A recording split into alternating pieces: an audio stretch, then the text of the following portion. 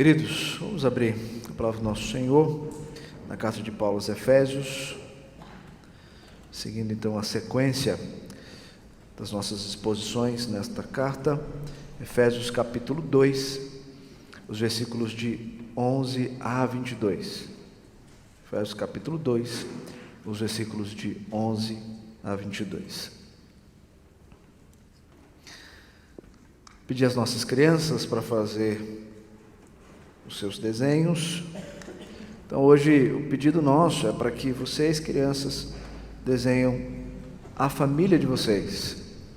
A família de vocês, composta com os integrantes que vocês amam, que vocês acompanham, que ensinam vocês. Então vocês vão desenhar a sua família, mas também vocês vão desenhar esta família. Esta família é a igreja. Vocês fazem parte da igreja de Cristo. Então vocês foram batizadas para entenderem que também fazem parte desta aliança em que toda a igreja, redimida e lavada pelo sangue de Cristo, também fazem. Então vocês vão desenhar tanto a família de vocês, como também a igreja de vocês como família, tá bom? Aí vocês dividem o espaço na folha. Vamos ler o texto? Portanto, lembrai-vos de que outrora vós, gentios na carne, chamados incircuncisão por aqueles que se titulam circuncisos na carne por mãos humanas, naquele tempo estavam sem Cristo, separados da comunidade de Israel e estranhos às alianças da promessa, não tendo esperança em sem Deus no mundo. Mas agora em Cristo Jesus, vós que antes estáveis longe, fostes aproximados pelo sangue de Cristo.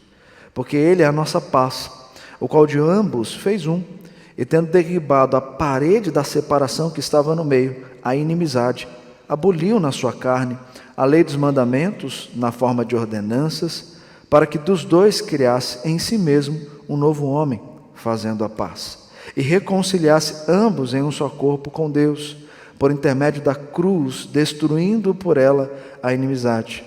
E vindo, evangelizou paz a vós outros que estáveis longe, e paz também aos que estavam perto, porque por ele ambos temos acesso ao Pai em um Espírito.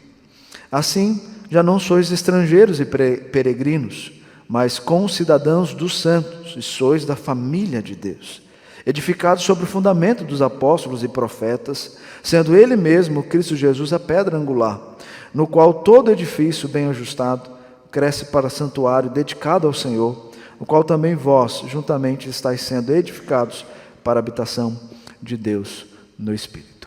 Oremos. Deus querido, acabamos de ler a Tua palavra. Queremos entender as verdades aqui, lidas, expressas e reveladas. Use o Teu servo com poder e graça para a edificação do Teu povo. É a nossa oração em nome de Jesus. Amém. Queridos, Deus criou o homem e mulher, e através dessa união, Deus constitui família. A família, então, ela é composta por aquilo que Deus instituiu. No entanto, nós sabemos que por conta do pecado, há várias distorções a respeito do tipo ou como deve ser uma família. Hoje mesmo, diante da própria lei, nós temos aí vários tipos de família. Mas nós temos a Escritura, que é a palavra de Deus, e ela nos fala como deve ser composta a família que Deus instituiu, a família que Deus estabeleceu, a família que Deus glorifica. E nós olhamos para essa realidade, porque através desse cenário família, Deus usa essa referência para falar de algo muito maior, de uma família que está visível para nós, mas também invisível para muitos de nós. A família igreja. A família igreja que está unida a um corpo em que Cristo é o cabeça dessa igreja. Essa família igreja, ela é visível porque nós fazemos parte de uma comunidade, mas invisível porque dentro dessa família existem muitos outros espalhados pelo mundo, adorando, glorificando e fazendo parte da mesma aliança. Esses também são família de Deus. Paulo vai nos chamar a atenção para essa realidade e usar essa referência para apontar para essa família igreja, mas dentro de um aspecto mais amplo ainda, a família igreja que vai morar na eternidade com Deus. A família igreja que já desfruta aqui neste tempo terreno dos benefícios de ser família de Deus, mas que vai desfrutar de coisas muito maiores quando Cristo voltar para resgatar essa família igreja para morar eternamente com Ele. É isso que Paulo vai falar para nós e para a igreja também aos Efésios. Importante nós olharmos o contexto até aqui, tudo que a gente já ouviu nas exposições passadas. O primeiro capítulo começa então com a saudação de Paulo e na sequência ele vai falar de forma bela e maravilhosa os aspectos da salvação através da obra da Trindade. O Deus Pai, que tem as bênçãos celestiais, nos escolhe, nos predestina para uma finalidade, através do seu Filho Jesus. Esse Filho Jesus vem ao mundo para realizar essa bênção celestial na vida dos eleitos de Deus, através da sua morte e ressurreição, lavando-nos pelo seu precioso sangue, nos dando nova vida, para vivermos essa vida em Cristo, sabendo que nós temos lutas e dificuldades, porque a nossa carne ainda geme, a nossa carne ainda sente os aspectos do pecado. Deus, através do seu Filho, nos envia o Espírito Santo da promessa, sendo o nosso selo e a nossa garantia para a eternidade, aquele que nos consola, que faz com que a palavra de Deus tenha sentido em nosso coração, aplicando essas verdades. Esse Espírito Santo que habita em nós, estará em nós para todo sempre. E ele descreve essa beleza da obra trinitária em salvar um povo escolhido de Deus. E depois ele vai orar por esse povo, a partir do versículo 15, e a oração de Paulo é para que essa igreja pudesse compreender que tudo isso tem um propósito e uma necessidade. Nós temos que enxergar que somos lavados, redimidos pelo sangue de Cristo, para viver com Cristo. E ele ora para que então Deus possa iluminar os olhos do nosso coração, a enxergar a beleza dessa obra de salvação, e isso nos fazer viver mais e mais por aquele que se entregou, deu a sua vida por pecadores como eu e você. E ele vai escancarar isso ainda mais, detalhar isso ainda mais, quando no capítulo 2 ele vai dizer o nosso estado antes de Cristo para agora em Cristo. Um estado de morte, nós estávamos mortos em nossos delitos e pecados. E depois ele diz que o resgatador deu vida. O resgatador de fato veio cumprir a promessa. O resgatador veio pisar na cabeça da serpente e trazer o povo escolhido de Deus para ser um novo povo, adotado em Cristo Jesus, para viver diante das promessas de esperança, a promessa eterna. E ele vai descrever que essa obra realizada por Cristo só pôde ser assim concretizada porque Deus quis fazer. Deus quis escolher um povo conforme Ele planejou na eternidade. E Cristo realiza essa obra. E não foi por méritos humanos. O homem não tem em si mesmo a capacidade de escolher Deus, mas foi puramente pela graça, mediante a fé em Cristo Jesus, por conta das ricas misericórdias de Deus, que então Ele alcançou esse povo e fez o seu povo.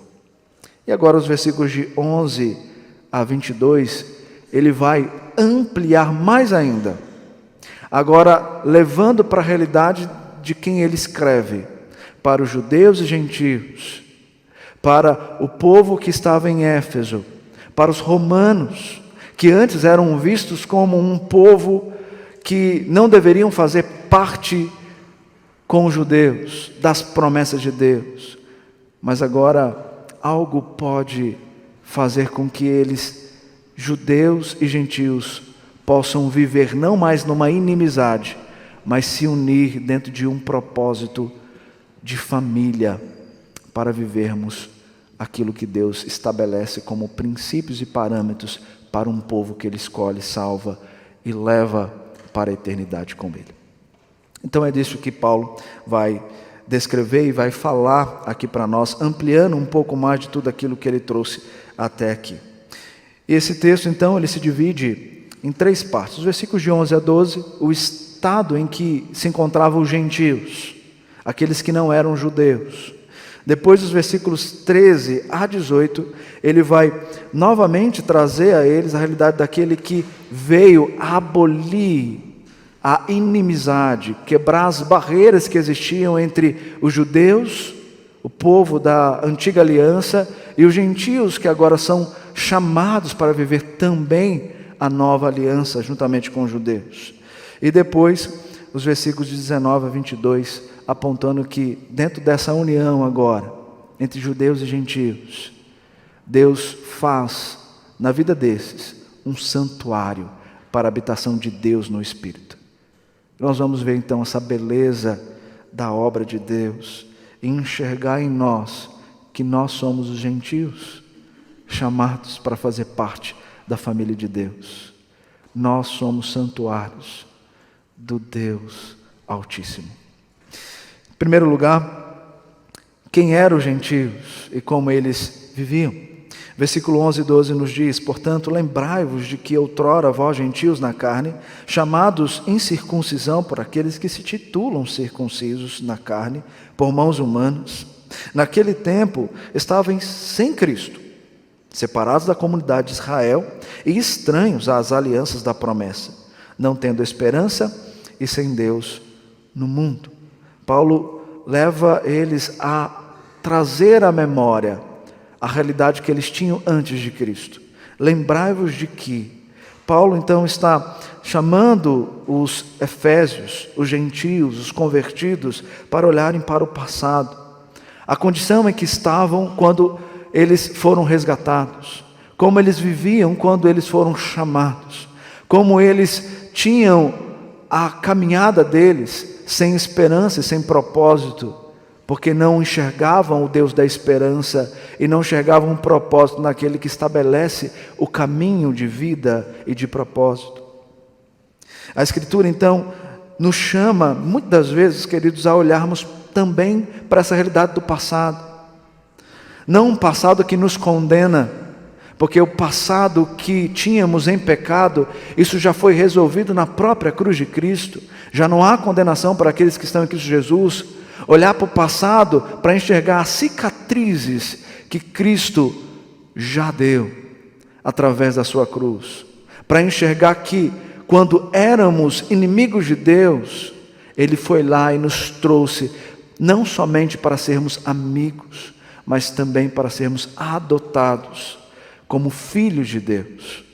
Nós que antes não tínhamos condições de enxergar Deus, agora nós não apenas enxergamos, mas vivemos com Deus. E Ele chama então para que esses gentios olhem para essa realidade, porque olhar para o passado cicatrizado é enxergar que a boa obra realizada em nós só pôde ser assim concretizada por amor e misericórdia de um Deus que manda o seu único Filho entregar-se na cruz por nós.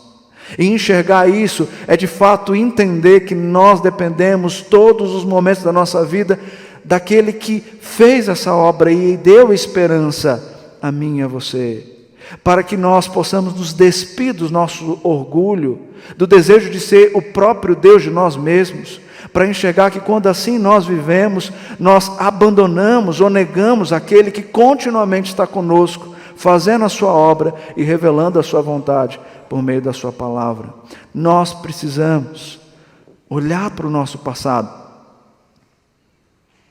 não para sermos condenados, mas olharmos para o nosso passado e enxergar que aquele que muitas vezes as pessoas diziam, esse não tem mais jeito, teve jeito, porque nos olhos humanos não tinha, mas pela obra de Cristo teve. E agora eles podem se assentar conosco na mesa da família de Deus. Quantos de vocês já julgaram pessoas dizendo: esse, Deus me livre, porque esse aí não tem jeito?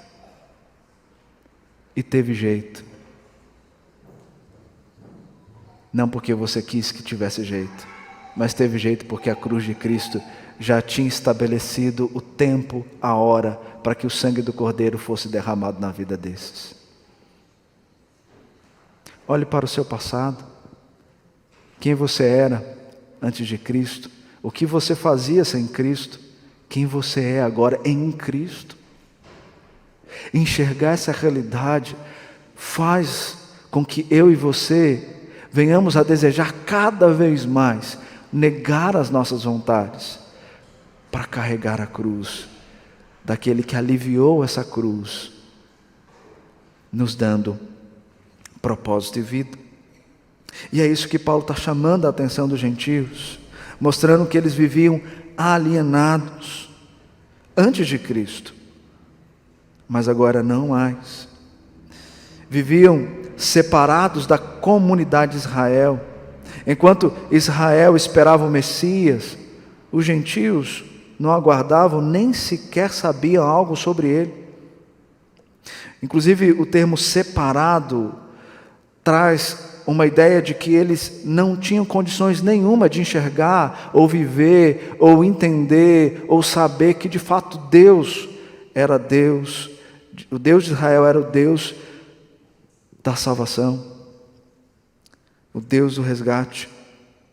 Fato é que eles adoravam outros deuses. Havia um panteão de deuses que os romanos adoravam, entre eles a deusa Diana. Então eles não poderiam enxergar ou desejar Deus, porque para eles os deuses não eram o Deus de Israel. Eles eram separados. Não só isso, o texto diz que eles eram estranhos às alianças da promessa, porque as alianças de Deus eram exclusivas ao seu povo, no caso os judeus. Os gentios não tinham como buscar os benefícios de serem aliancistas, porque não tinha nenhum aspecto de união, de aliança com Deus de Israel. Os judeus sim, os gentios não. Diz o texto: não tendo esperança e sem Deus no mundo. Veja que Paulo vai descrever a espiral descendente da vida desses gentios. E a esperança que nós temos, ela é sustentada pela obra de Cristo. Então eles não tinham esperança porque não tinham Cristo. Por isso que a vida deles era viver conforme o mundo ditava, conforme os desejos da carne deles pediam, e diante dos deuses que eles criavam, e não de acordo com uma esperança que tem todo o caminho estabelecido até a eternidade. Porque eles não faziam parte das bênçãos da aliança. Mas Paulo fala mais. Ele vai dizer que, apesar de toda essa realidade de pecado em que viviam os gentios, Cristo veio para resgatá-los. Versículo 13. Mas agora, em Cristo Jesus, vós que antes estáveis longe, fostes aproximados pelo sangue de Cristo. Perceba que os versículos 1 e 2, versículo 1, 2 e 3 do capítulo 2, Paulo faz a mesma coisa. Ele vai falar da vida sem Cristo, mortos, da vida com Cristo. E quando ele vai então estabelecer essa vida com Cristo, ele usa a mesma conjunção adversativa no versículo 4, dizendo: mas Deus, vocês viviam assim, mas Deus, sendo rico em misericórdia, resgatou vocês, deu vida. E aqui ele faz a mesma coisa nos versículos 11 e 12. A condição de vocês, gentios, era essa, mas agora, em Cristo Jesus, vocês estavam longe, mas foram aproximados. Essa linguagem de longe e perto era uma linguagem muito usada no cotidiano dos judeus do Antigo Testamento, para dizer que aqueles que estavam perto eram, de fato, os que tinham aliança e que tinham uma vida com Deus, porque Deus se colocou como Deus desse povo, um Deus que vivia com eles. Deus estabeleceu uma teocracia com os judeus, Deus passou a ser habitação com eles, Deus tinha relacionamento com esse povo, esses eram de perto. Os de longe eram todas as outras nações gentílicas que não tinham um elo, uma ligação com o Deus de Israel. Paulo está dizendo, vocês gentios que eram separados, vocês foram aproximados, para que estejam agora juntamente com os que estão perto, para desfrutar dos benefícios daqueles que andam com Cristo Jesus. Vocês estavam longe, mas agora vocês foram aproximados por Deus. E não só isso, o texto diz que esse Cristo, ele fez isso por meio do sangue dele. Vocês foram aproximados porque sangue foi derramado, e o sangue foi derramado não foi para um povo, mas foi para uma nação. E essa nação não é a nação de toda a raça humana, mas é a nação do povo escolhido de Deus, para ser a nação santa, o povo de propriedade exclusiva de Deus. É para esse povo que Cristo derramou o seu sangue. E não só derramou sangue, Ele estabeleceu paz. Porque Ele é a nossa paz, o qual de ambos fez um. E tendo derribado a parede da separação que estava no meio, a inimizade, Ele aboliu na carne a lei dos mandamentos, na forma de ordenanças, para que dos dois criassem em si mesmo um novo homem, fazendo a paz. Ele está dizendo, existia uma separação enorme entre judeus e gentios. Os judeus viam os gentios como um povo de aberração. Inclusive diziam que esses gentios eram cães, não podiam estar em nosso meio. Se um judeu se casasse com uma gentílica, ele era considerado morto.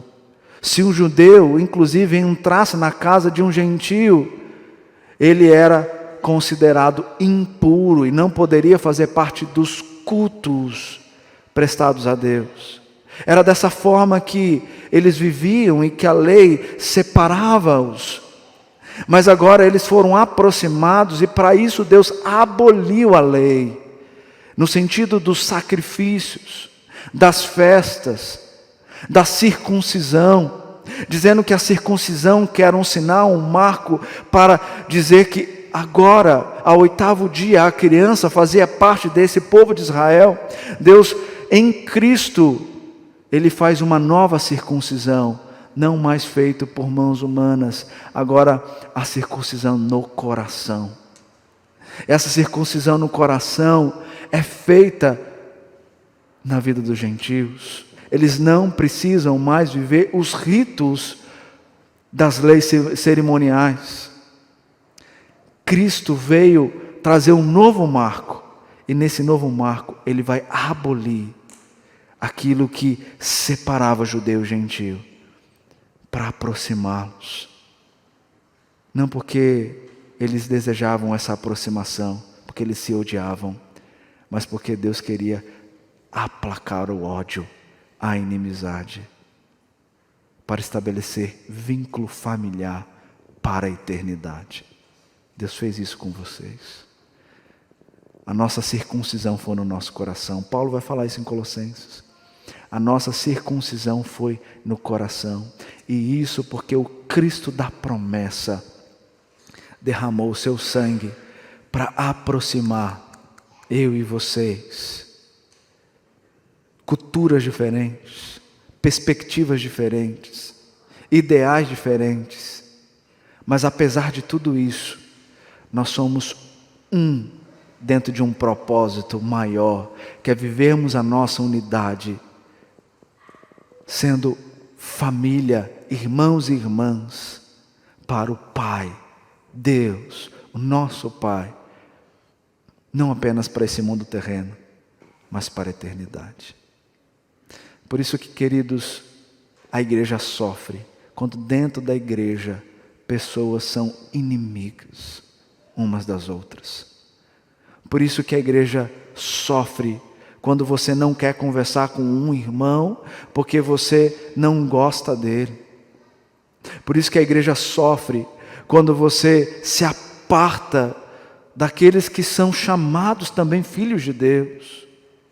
E por isso que 1 João vai dizer que aqueles que dizem que amam a Deus, mas odeiam o seu irmão, são mentirosos. E Deus não está neles. Porque nós vivemos para Deus. Todos os redimidos, todos os salvos, vivem para Deus. Então nós não podemos ser inimigos dos filhos de Deus. Nós temos que ser amigos.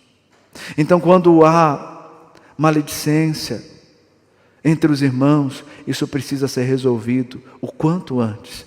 Porque se isso permanecer, Deus não estará na vida desses irmãos. Não adianta adorar a Deus, não adianta ler a Bíblia, não adianta, se você não resolver o problema com seu irmão. A própria Escritura diz que se você tem um problema com seu irmão, você tem que deixar tudo para ir até ele, para que você então resolva o problema e assim possa adorar a Deus. Por quê? Porque a família, ela é família, ela não é inimiga. Pai não é inimigo dos seus filhos, filhos não são inimigos dos seus pais. Nós não somos inimigos dos tios, dos avós, dos sobrinhos, não somos inimigos. E é dessa família que Paulo está falando, mostrando que essa grande objeção que existia entre judeus e gentios foi totalmente resolvida por um sangue remidor, o sangue de Cristo. Por que que nós queremos criar barreiras, sendo que o próprio Cristo já derrubou cada uma delas? E o texto continua, dizendo que ele fez isso, trazendo a paz. Versículo 17, vindo evangelizou paz a vós outros, que estavam longe, e paz também aos que estavam perto, porque por ele ambos temos acesso ao Pai em espírito. Ou seja, aquele véu que separava o santo dos santos, ele foi rasgado na morte de Cristo. O véu se rasgou e agora não só judeus têm acesso ao Pai, mas também os gentios. Todos nós temos acesso em espírito a Deus. Nós não somos um povo totalmente separado. Nós somos um povo totalmente unido para buscarmos a Deus. Então a terceira parte vai nos dizer que diante disso nós não somos mais peregrinos, mas somos concidadãos dos santos, somos família de Deus. Versículos 19 a 22. Assim já não sois estrangeiros e peregrinos, mas concidadãos dos santos, e sois da família de Deus, edificados sobre o fundamento dos apóstolos e profetas, sendo ele mesmo Cristo Jesus a pedra angular, no qual todo edifício bem ajustado cresce para santuário dedicado ao Senhor, no qual também vós juntamente estáis sendo edificados para a habitação de Deus no Espírito. Cristo chamou os que estavam longe para perto, aboliu a lei dos mandamentos, criou uma humanidade única no lugar das outras duas e pregou a paz aos que estavam longe e perto. Logo, qual o resultado aguardado disso? Família. Sois família de Deus. Mas interessante, queridos, perceber aqui que primeiro ele vai falar sobre cidadania. Sois concidadãos dos santos. A referência usada por Paulo é de que agora os gentios não são mais estrangeiros e peregrinos, eles têm agora uma nova nacionalidade, mas uma nacionalidade muito maior do que os judeus na nação judaica e dos gentios, aqui propriamente mais os romanos, com a sua cidadania romana. Eles têm agora uma cidadania muito mais ampla, é uma cidadania com Deus, uma cidadania na nação santa, uma cidadania em que nos coloca como parte de uma família visível e invisível. Todos que foram chamados por Deus vão fazer parte dessa nova cidadania.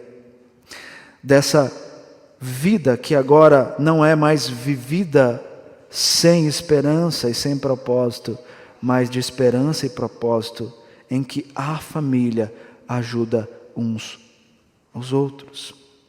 E ele vai falar então dessa cidadania, mas vai falar também da família como representante, como modelo da família de Deus. Além disso, sois família de Deus.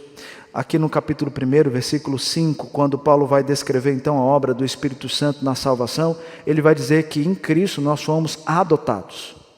A adoção nos levou para agora fazermos parte da família de Deus. Nós somos adotados por Deus através do seu Filho Jesus, para sermos filhos, herdeiros e co-herdeiros da promessa. No versículo 18, ele vai dizer que porque por ele ambos temos acesso ao Pai em Espírito, ou seja, essa família agora de judeus e gentios tem o mesmo acesso. Também ele vai dizer no capítulo 3, versículos 14 e 15, por essa causa me ponho de joelho diante do Pai, de quem toma o nome toda família, tanto no céu como sobre a terra. E também no capítulo 4, versículo 6, quando diz, um só Deus e Pai de todos aqui são família, unida e composta por judeus e gentios.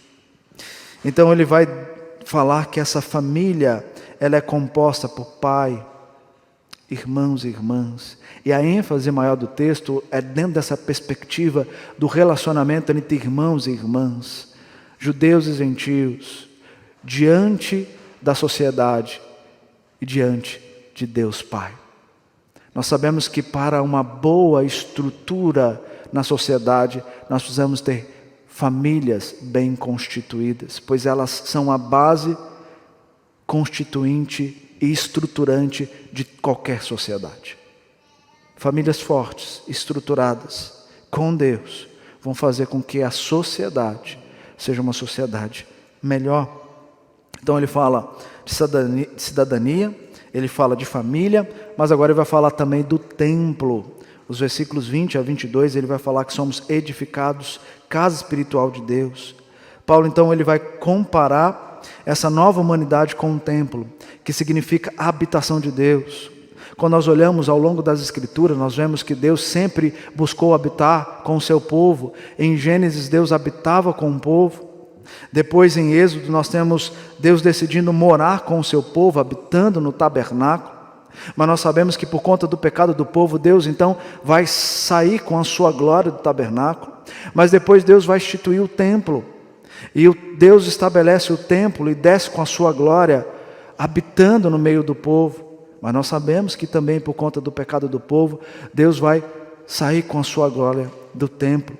Mas depois disso, Deus vai habitar no corpo de seu Filho. E esse Filho, a quem os homens despiram e pregaram na cruz, ele tinha a presença da glória de Deus. E aonde agora a glória está? O texto vai dizer que ela está em nós, no santuário do Altíssimo. Deus, ele passa a habitar em nós, e não conosco, mas em nós. Ele está em nós, estará em nós para sempre. Não é assim que cantamos? Aquele que tem os meus mandamentos e o guarda. Esse tem Cristo através do Espírito Santo. Então, nós somos santuários do Deus Altíssimo. E Paulo usa essa figura da construção para ensinar que além dos cidadãos do reino, família de Deus, somos também esse santuário. Ele diz, edificado sobre o fundamento dos apóstolos. Edificar aqui é aquela ideia de levantar paredes, de fato construir paredes, de um alicerce, de um fundamento. E ele vai fazer referência aqui tanto os profetas como os apóstolos, ou seja, as verdades que os profetas proferiram, que os apóstolos ensinavam, eram as verdades do próprio Cristo, do próprio Deus. Então, nós somos edificados por esses que agora são o nosso fundamento, mas eles são paredes levantadas no alicerce, e o texto vai dizer quem é o alicerce. Vai dizer que agora essa pedra angular, o fundamento da construção é o próprio Cristo, é a base do edifício, é o fundamento de toda qualquer construção. Por isso que a construção ela não vai cair, não vai deixar de existir. Ela vai precisar continuamente passar por reformas em suas paredes, mas ela não será destruída, porque o fundamento é o fundamento do próprio Cristo. Esse Cristo, inclusive, é dito por Pedro como pedra viva, para mostrar que essa construção ela é contínua e dinâmica. Ou seja, é uma construção que não tem o seu fim aqui. Ela é continuamente restaurada, renovada. Ela é necessário que ela tenha novos cômodos, seja ampliada. E tudo isso, à medida que nós vamos conhecendo Cristo da nossa salvação. Ela só vai ter essa obra do edifício completa quando formos chamados na glória. Aí ela estará completa, totalmente completa. Mas enquanto isso, esse edifício cresce para santuário ao Senhor, e a ideia aqui do crescer é uma ideia de continuidade, que não para, que não termina, continuamente está crescendo. Esse edifício que está crescendo, ele abrigará o seu morador, que é o Espírito Santo. Deus o Pai mandou seu Filho para morrer por nós, é aquilo que Paulo vai dizer no primeiro capítulo, para nos dar vida. Ele habitou no meio do povo, foi o modelo ideal, mas ele foi subir aos céus para completar aquilo que Deus estabeleceu e nos governar. Mas ele não nos deixou só. Ele mandou o seu Espírito Santo para habitar em nós para sempre. Por isso nós temos consolo, por isso nós temos esperança, por isso nós podemos viver diante de um propósito, por isso podemos ser igreja, por isso que nós podemos amar os nossos inimigos, por isso que nós podemos nos unir com aqueles que antes nós dizemos, esse jamais vou chamar para minha casa, para chamar para a sua casa, para fazer parte com a sua família de momentos graciosos, porque quem rompeu a barreira foi o sangue de Cristo Jesus. Cristo, portanto, é o princípio da estabilidade da igreja, é também o princípio do seu crescimento. Cristo é tudo em todos. Queridos, essa é a beleza do cristianismo. E veja que interessante, Paulo vai fazer aqui uma comparação das 3 esferas instituídas por Deus como parâmetro para vivermos neste mundo. Ele vai falar de Estado, cidadania, ele vai falar de família e ele vai falar de igreja. As 3 esferas da instituição aqui, para dizer, olhe para isso, que vocês já vivem e desfrutam, mas enxerguem que tudo isso é pequeno diante da grande união mística que nos leva a viver a nossa cidadania terrena, mas com a perspectiva celestial. Vivermos a família terrena, mas sabendo que a nossa família é muito maior, pois é uma família comprada e redimida pelo sangue de Cristo. E também vivermos a igreja aqui para unir forças para uma adoração e uma proclamação do Evangelho, mas sabemos que toda essa igreja estará lá no céu, adorando eternamente o nosso Deus. Por que que nós vivemos? Para que nós vivemos? Qual é o propósito de vivermos? É sabermos que somos família de Deus. Por isso, meu querido irmão e minha querida irmã, faço novamente aqui um apelo a vocês, como igreja.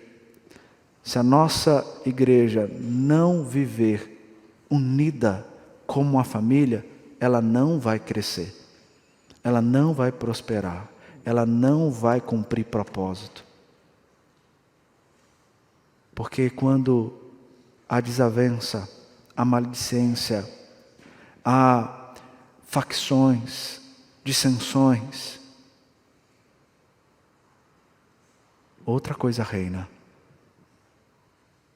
orgulho, preconceito, o reizinho reinando no lugar de Deus, todas essas coisas.